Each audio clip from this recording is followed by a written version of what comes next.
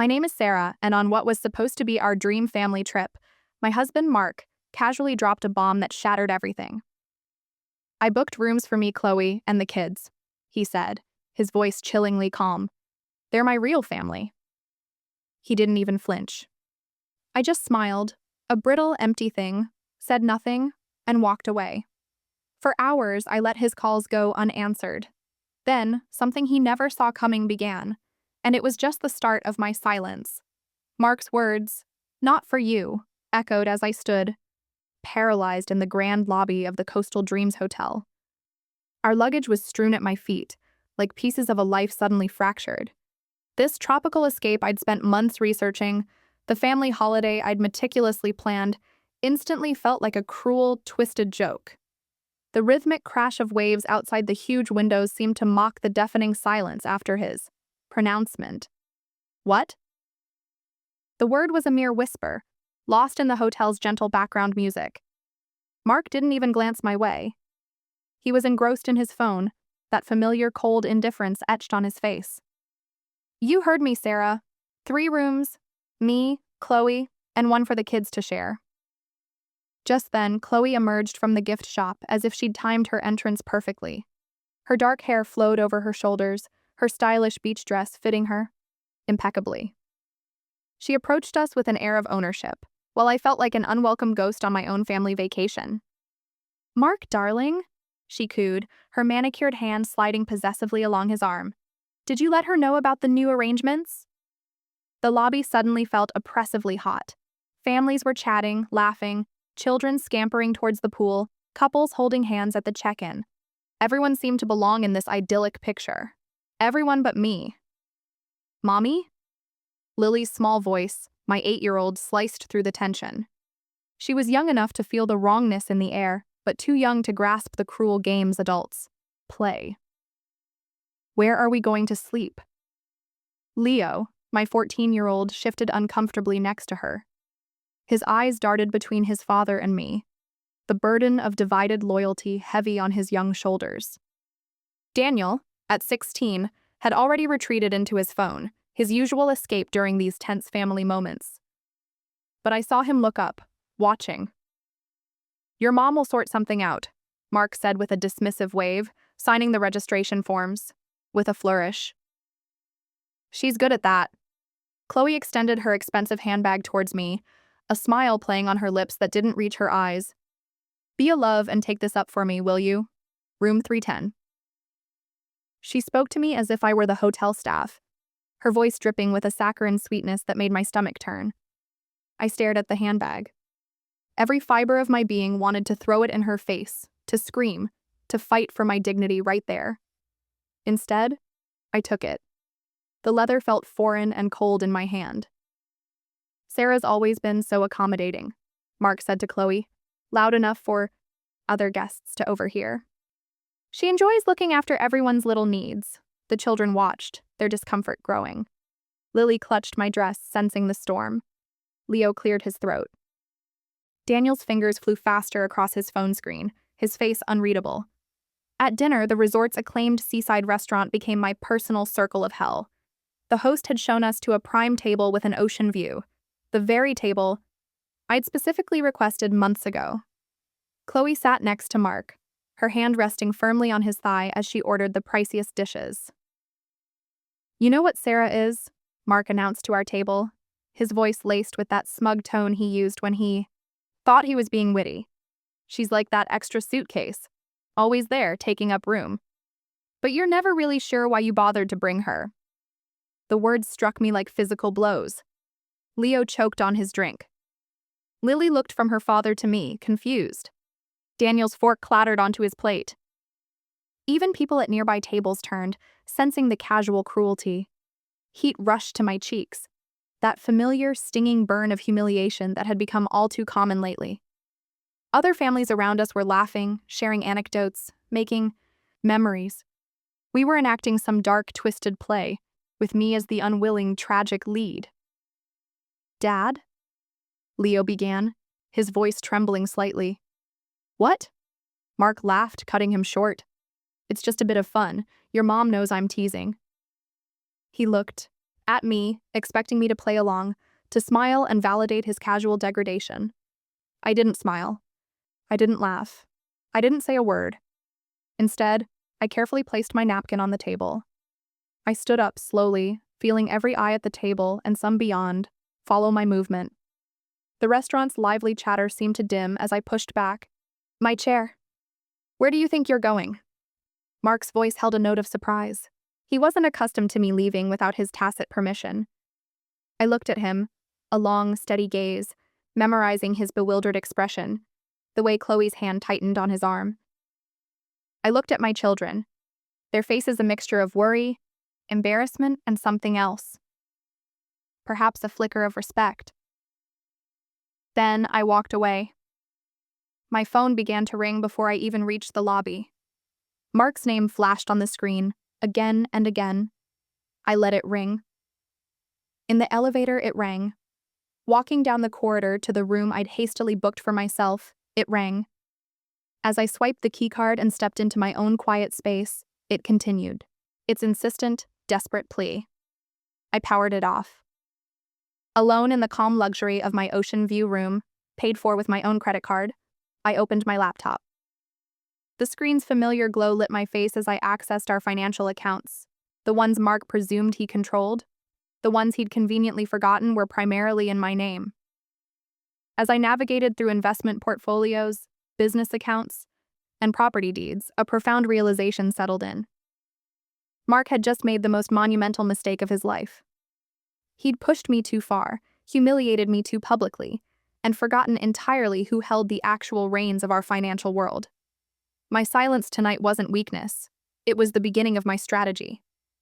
The laptop screen cast a determined glow in the dark hotel room as I started to untangle 12 years of financial intertwinement. My fingers flew across the keyboard, each keystroke precise, calculated. Mark had always paraded himself as the provider, the business whiz, the financial genius of our family. What he'd conveniently overlooked was that I held the actual keys to our financial kingdom. I started with the investment portfolio, $68,000 in various funds, transferred to my personal account. Next were the real estate holdings. Our holiday rentals up north, the ones Mark loved to boast about at gatherings as his smart investments, were, for tax reasons, titled under my name. I initiated the paperwork to convert them to my sole ownership. The business accounts were trickier, but not insurmountable. Mark's marketing consultancy, the wellspring of his inflated ego, operated under an LLC I'd established years ago. He'd been so caught up in playing the charismatic CEO that he'd never bothered to scrutinize the legal framework I'd meticulously constructed. Every signature, every filing, every critical document had been handled by me while he charmed clients and claimed the victories.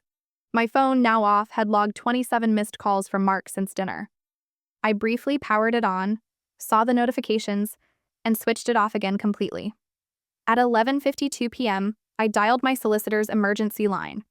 Eleanor Vance had been our family lawyer for years, but tonight she was exclusively mine. Sarah, what's going on? It's almost midnight.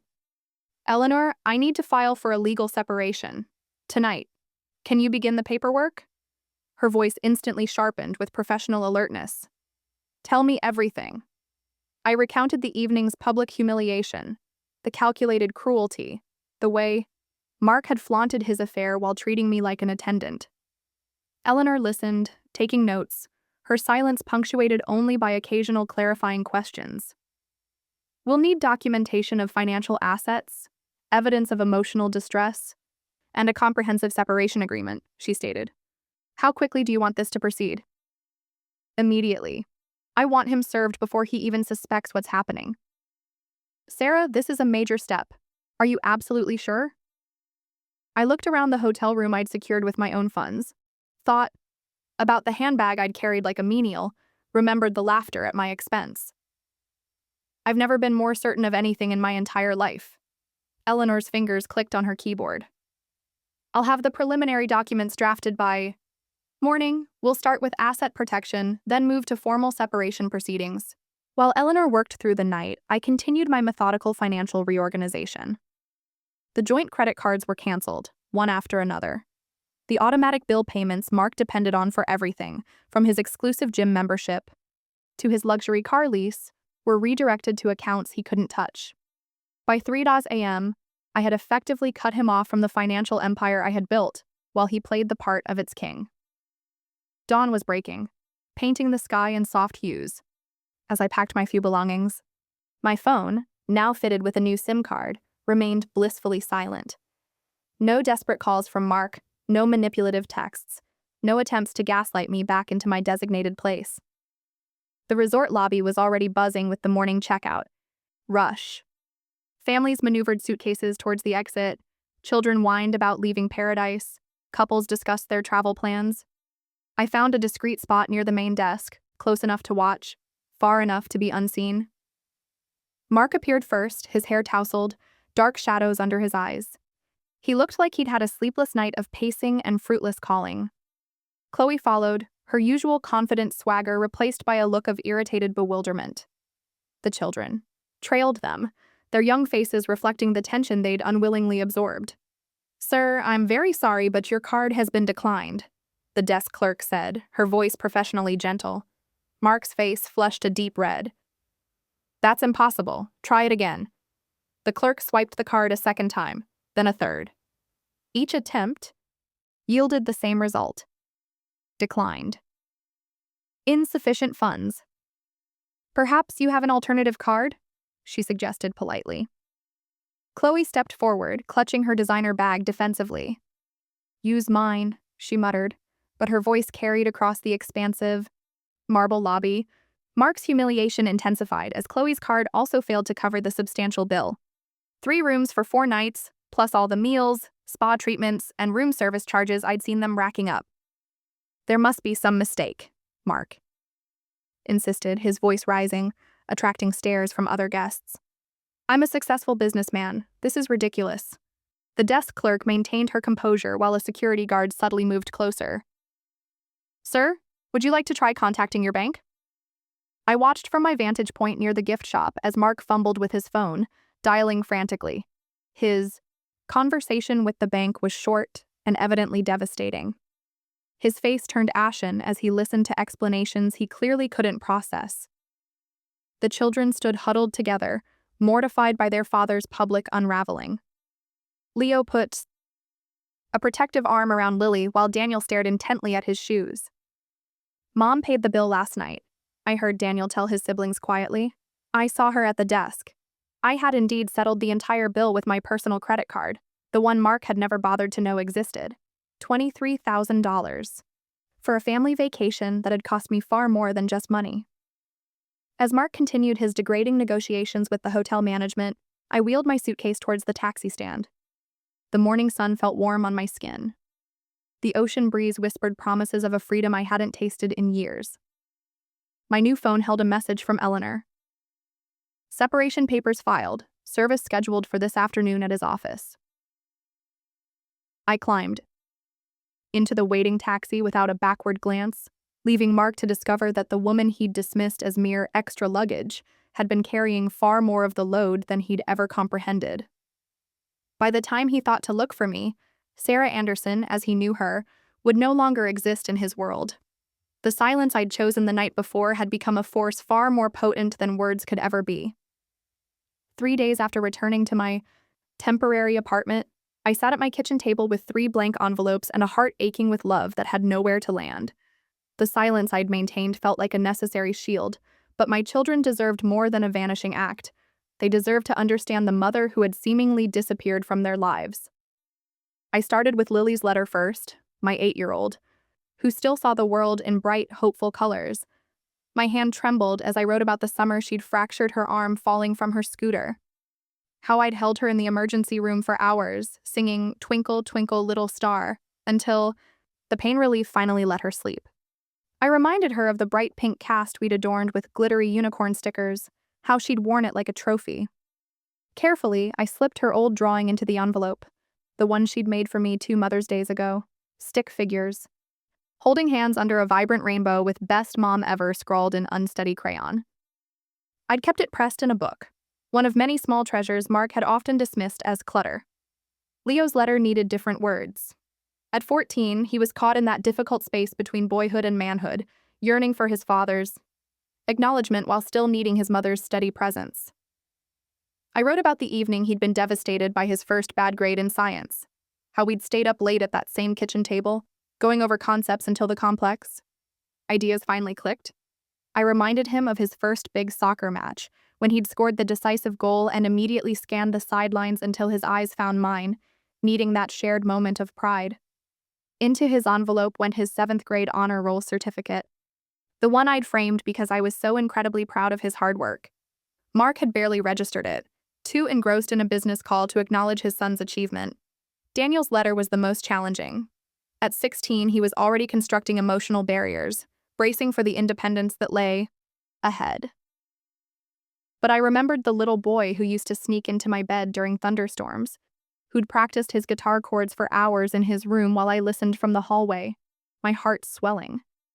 I wrote about his first real heartbreak, when Sophie Miller had chosen someone else for the school formal. How he'd confided in me, his voice thick with tears, while I made his favorite gooey brownies and assured him that one day, a girl would see the truly amazing young man he was becoming. His first concert ticket stub went into the envelope.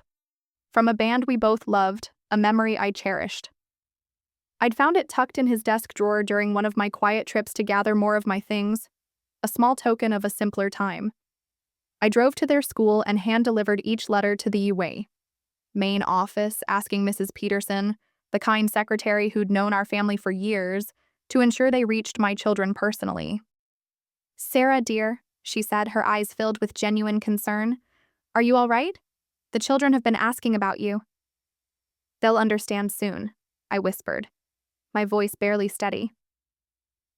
Within days, the carefully curated facade of harmony Mark and Chloe had tried to erect began to show cracks. Leo called me from a friend's phone. Mark had confiscated his mobile after discovering my letter. "Mom, I'm so sorry," he sobbed into the phone. "I didn't know. I didn't understand everything you did for us. You were children, my love. You weren't meant to understand adult complexities. That was my responsibility." Through Leo, I learned about the escalating chaos at home. Chloe had fully moved in, rearranging furniture, discarding family photos, attempting to erase my years of presence while asserting her own. But children's memories are not so easily overwritten. Daniel had found more of my hidden treasures while searching for a clean shirt, a journal where I'd documented their childhood milestones, albums filled with photos from every birthday party I'd orchestrated, certificates from parenting, workshops I'd attended to be a better mother for them. Each item discovered peeled back another layer of the maternal devotion they had, understandably taken for granted. "She doesn't listen to us like you always did," Leo whispered during another clandestine call. "When Lily has a bad dream, Chloe just tells her to be a big girl. When Daniel talks about his college plans, she just changes the topic. She talks at us, not with us." The house that had once been filled with my quiet, constant care, lunches packed as if by magic, homework help patiently offered, scraped knees kissed better, now echoed with an unfamiliar tension. Chloe's impatient tone replaced my gentle encouragement. Her short temper replaced my deep reserves of maternal strength. "Dad keeps saying how much easier everything is now," Daniel told me during a brief, hushed encounter at the local library. "But nothing actually works. There's never any food in the fridge because no one planned meals. My debate club notes weren't ready for yesterday's meet. Lily cried for an hour last night because she couldn't find her special bedtime storybook. That storybook was in my apartment. I'd taken it during one of my packing trips, knowing she'd need its familiar comfort." "Mom," Daniel's voice cracked slightly, Can you come back? Just for Lily? She asks for you every night." My heart both shattered and began to mend in that same instant. They were starting to see what Mark had systematically tried to render invisible, the countless, often unseen ways I had held their world together through love, attention, and quiet sacrifice. The true breaking point arrived during Leo's district swim meet. I watched from my car in the parking lot as Mark and Chloe arrived late, too engrossed in an argument to notice Leo anxiously scanning the stands for a familiar face. When he finished his race, placing second, his eyes found the empty space where I used to sit, where I'd cheered him on at every meet for 5 years. That night, Lily's small, clear voice cut through the strained silence of their disrupted home. "I want Mommy, Sarah." Even through Leo's whispered retelling over the phone, I could sense the profound, unnerving silence that followed her simple, heartfelt plea. Mark had no answer. Chloe offered no comfort. In that moment, my absence spoke volumes more than any argument I could ever have made. My children were finally seeing the mother they'd almost forgotten, not through my presence, but through the aching, undeniable emptiness I'd left behind. The process server found Mark at his preferred upscale cafe, the place he conducted his important Tuesday morning networking sessions. I'd told Eleanor exactly where he'd be. Same table, same time, every week for the last 2 years. His predictability, once a source of my mild irritation, now served my purpose perfectly. Mark Anderson, a young man in an unassuming suit, approached his table. Mark was seated opposite a potential business associate, his laptop open, projecting an aura of success like a stage magician. "Yes?" Mark's voice carried that familiar note of self-importance, likely assuming this was someone eager for his business acumen. "You've been served." The large manila envelope landed squarely on Mark's laptop keyboard with a soft thud that seemed to reverberate through the busy cafe. His associate, a woman clutching a folder, watched with visible alarm as the color drained from Mark's face. Eleanor's legal documents were meticulously thorough and utterly devastating. Asset freeze, business dissolution, legal separation. Every financial account linked to my name, which was virtually everything, had been systematically cordoned off from his access.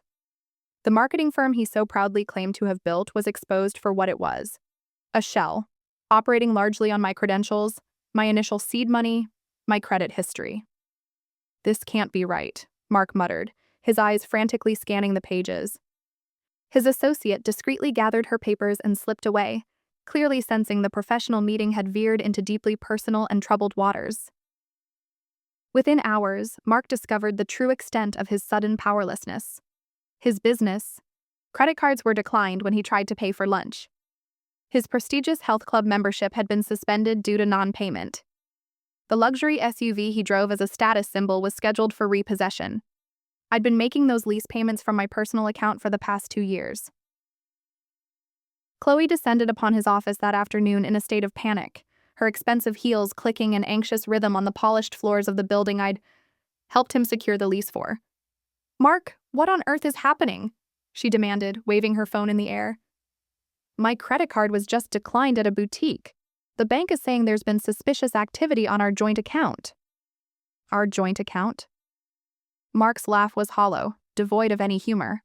"Chloe, we don't have a joint account. We never have." I learned about this scene from Daniel, who had been there when Chloe, frantic and furious, had stormed through Mark's home office.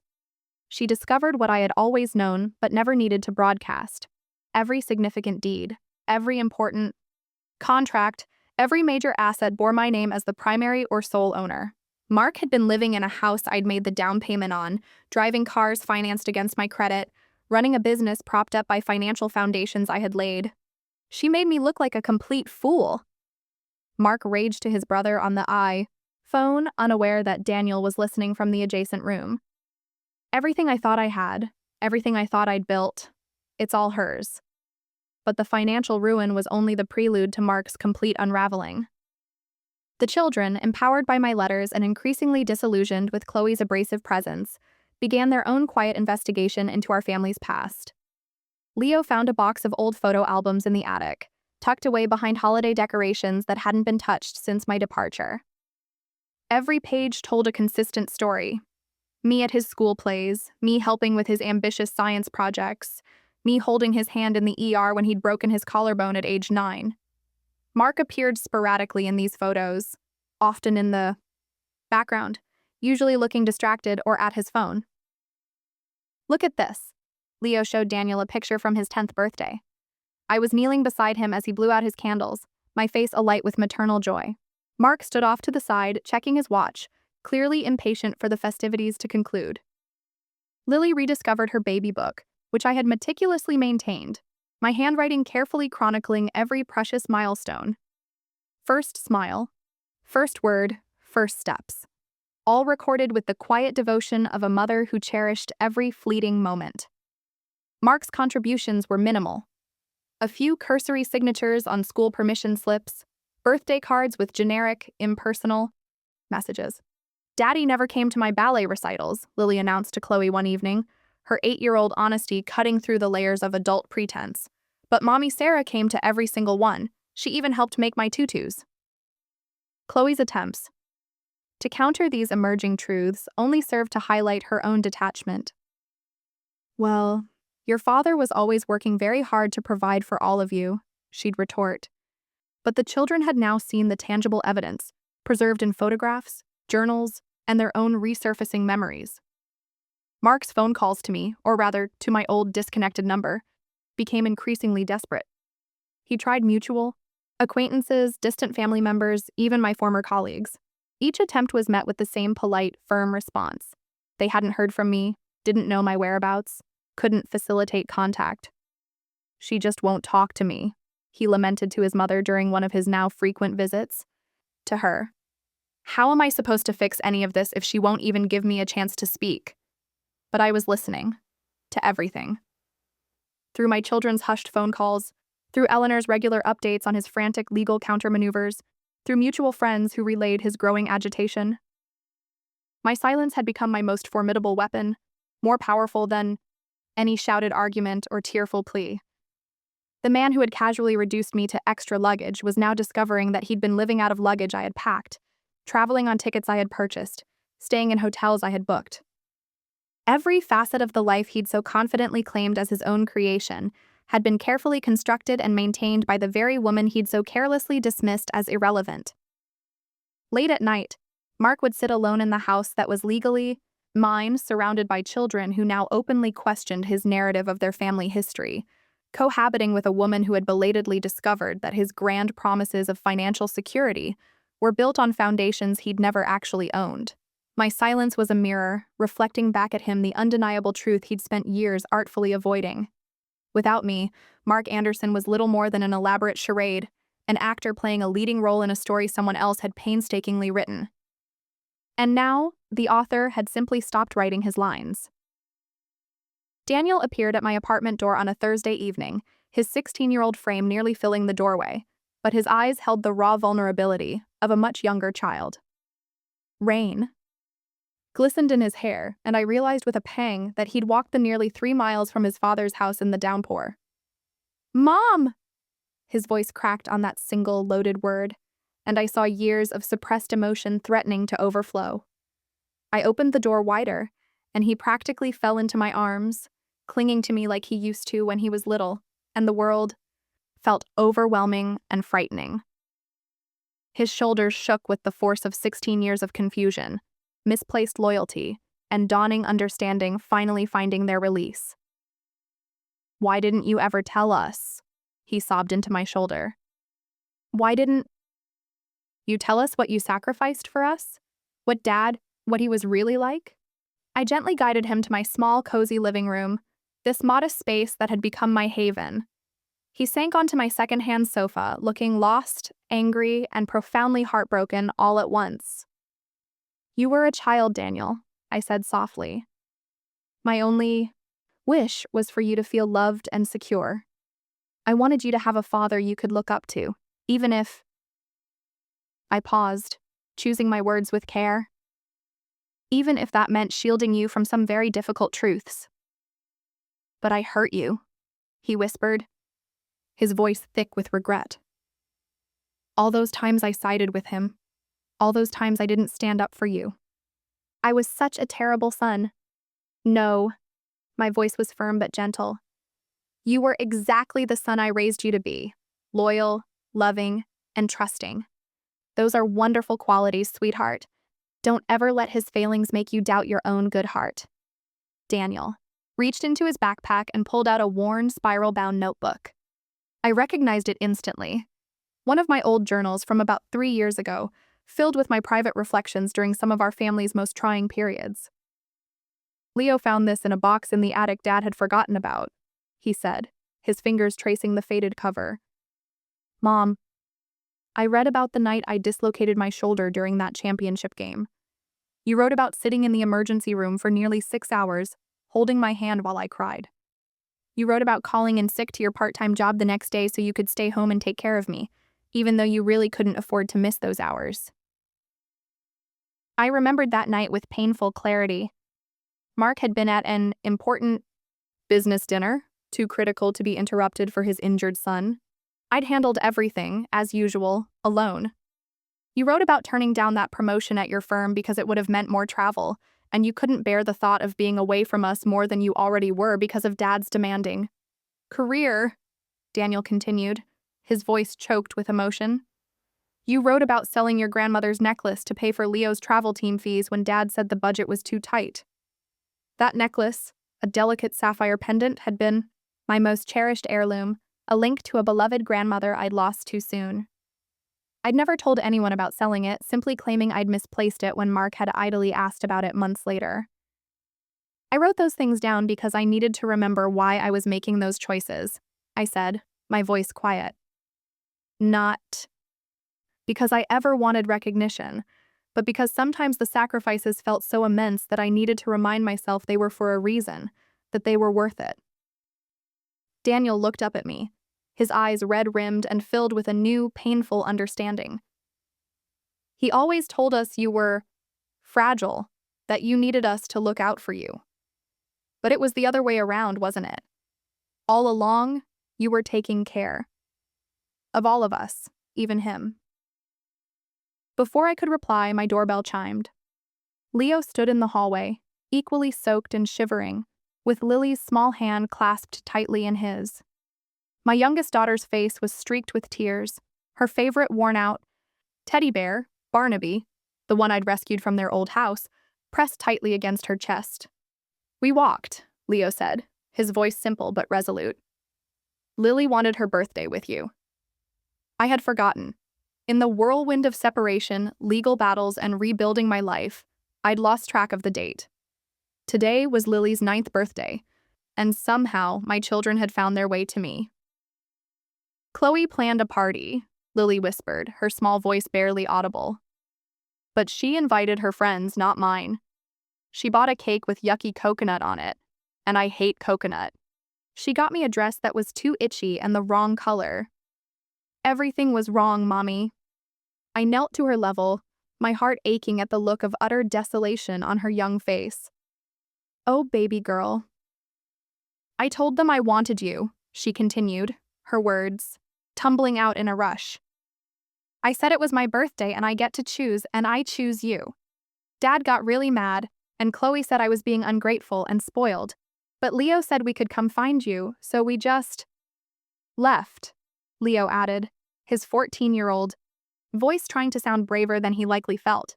We just walked out. Let them try and stop us. I looked at my 3 children, drenched, defiant, and standing on my doorstep, and felt something profound shift within my chest. They had chosen me. Not because I had asked them to, not because I had manipulated or pleaded, but because they had finally, painstakingly, uncovered the truth of what our family had truly been. Are you going to make us go back? Daniel asked, his question heavy with years of unspoken fear and uncertainty. Never again, I said, and I meant it with every fiber of my being. Not unless that's what you truly want. Lily launched herself into my arms, her small body fitting perfectly against mine, as if a missing piece had finally clicked back into place. Leo followed, then Daniel, and suddenly, we were a tangle of arms and tears and overwhelming relief in my tiny living room. I'm sorry, Mommy, Lily whispered against my neck. I'm so sorry I forgot how much you love us. You didn't forget, sweetheart, I reassured her, stroking her damp hair. You were just confused for a little while. That's not your fault. We're not going back, Leo stated, his voice stronger now, resolute. We want to stay here, with you, all of us. I held my children close, feeling their heartbeats against mine, their warmth seeping into me, and realized that my silence had accomplished something no argument, no confrontation, ever could have.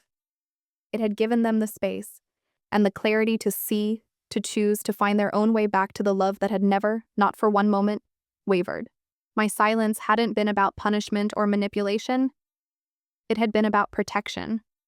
Protection for them to discover their own truth, and protection for me to preserve what little remained of my own heart. Now, with my children choosing to return, choosing me, that heart felt like it was finally beginning to heal, to become whole again. The eviction notice arrived at Mark's door on a crisp Tuesday morning in late October, exactly 3 months after my children had walked through the pouring rain to choose their truth, to choose me. I learned about it from Eleanor, who'd been keeping a professional, yet satisfied eye on the legal denouement. "He's lost the house," she informed me over a latte, her voice devoid of triumph, merely stating a fact. "The mortgage payments ceased. When you froze the primary accounts, he couldn't substantiate ownership because, well, he never truly held it." I stirred my coffee, watching the milk swirl into patterns that dissolved as quickly as they appeared, much like Mark's carefully constructed life. And Chloe? Gone. Vanished the moment his platinum card started flashing declined. Apparently, she'd been discreetly job hunting since that disastrous resort incident.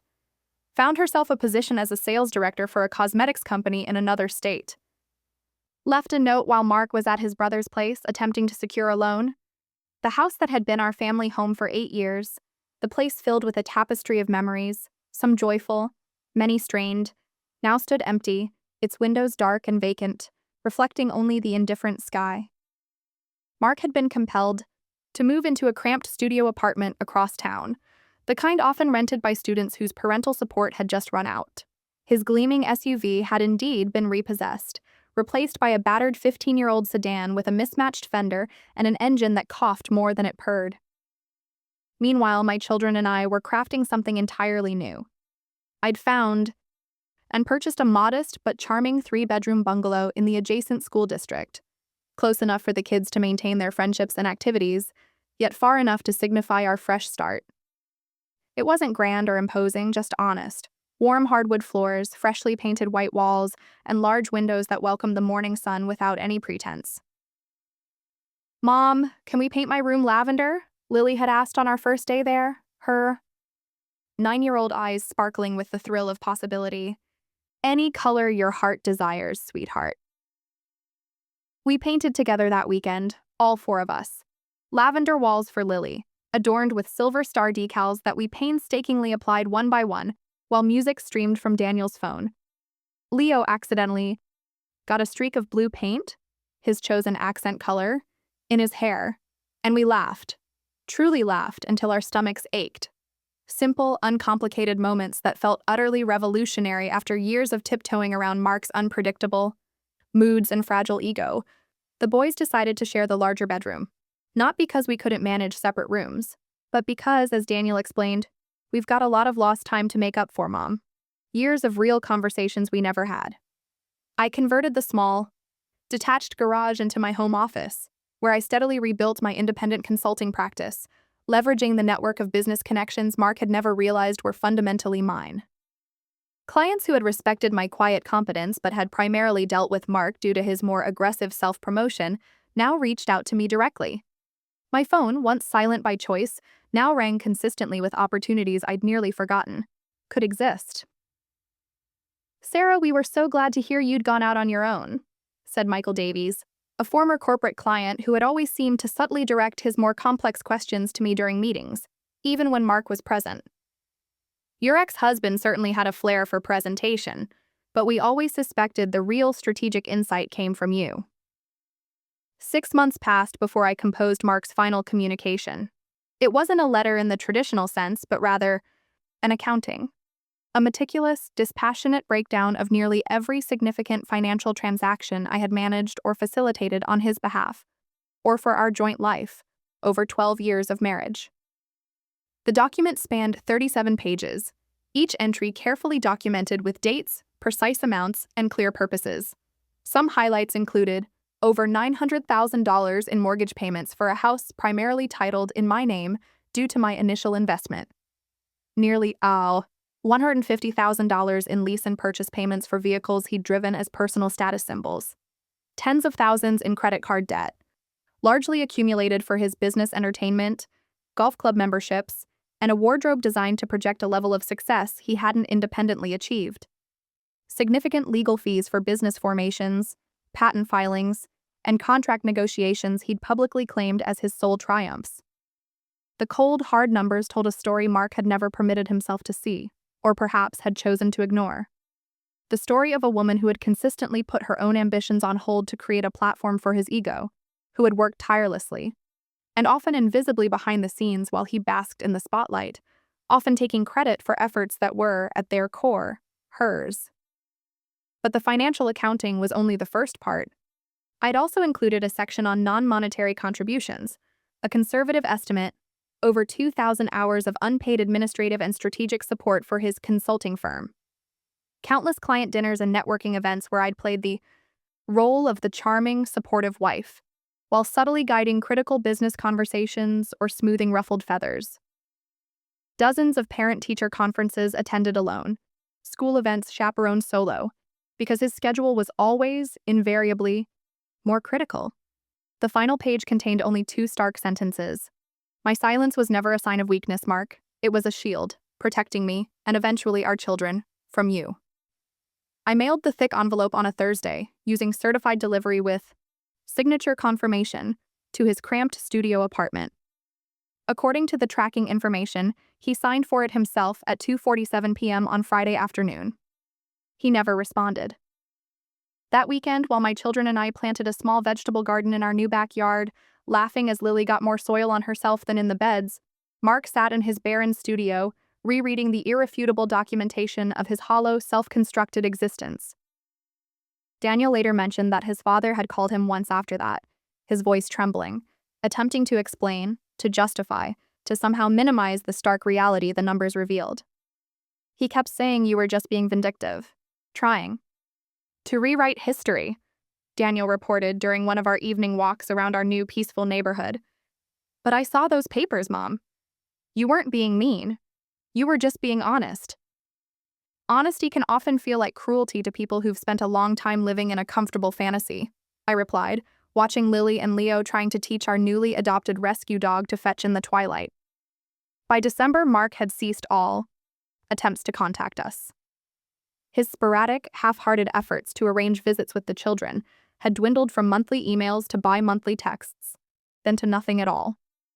The man who had once demanded to be the undisputed center of every family drama had finally learned the profound power of silence, not by his own choosing, but as an inescapable consequence. On Christmas morning, as my children opened their presents in our modest, warm living room, their laughter echoing joyfully, Mark woke up alone in his silent studio apartment, the sounds of his upstairs neighbors arguing a stark reminder of his isolation. The silence he had once so readily imposed on me, the silence he had used as a tool of control, had become his permanent, unwelcome companion, reverberating through rooms that held no laughter, no warmth, no lingering evidence that love had ever truly resided within those walls for him. I watched my daughter meticulously arrange her new set of watercolors, my son strategizing over a complex board game they'd unwrapped, and I realized with a deep, quiet certainty that silence, when wielded with purpose and truth, had given us back everything we never realized we were missing. Mark's world had irrevocably shrunk to the small, stark dimensions of his own limited understanding, empty and profoundly quiet. Ours, born from that same silence, had expanded beyond measure, filled with honesty, resilience, and the promise of a future we were building together, on our own terms. If this story of quiet strength and reclaiming a life resonated with you, please hit that like button. My favorite part was when Sarah systematically transferred those assets from her hotel room, while Mark just thought she was sulking. What was your favorite moment? The shock on Mark's face when his cards were declined? The children bravely choosing to walk to their mom? Or that final, devastatingly honest accounting she sent him? Drop your thoughts in the comments below, and don't forget to subscribe for more stories of empowerment and new beginnings.